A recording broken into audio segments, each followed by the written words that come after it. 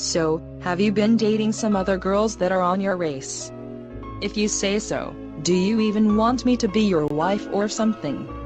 It's a sexy thing to do on your favorite thing. Well, I guess so. I have been dating this chick who looks like Judith Myers in Halloween 1. Okay. I have been sexified for your personality looking since I wanted to date you. You are more better than my other boyfriends who are overrated and that I dumped all of them.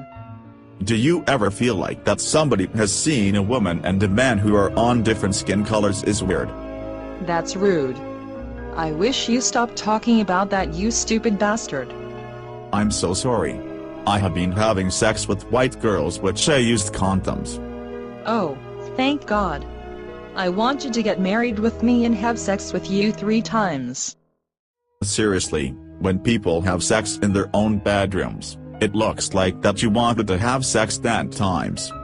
I don't want to have 10 children because then we will have a foster family which will be like a daycare. I have been interested for your advice. Let's have one of these dates around this day every month, if you are interested.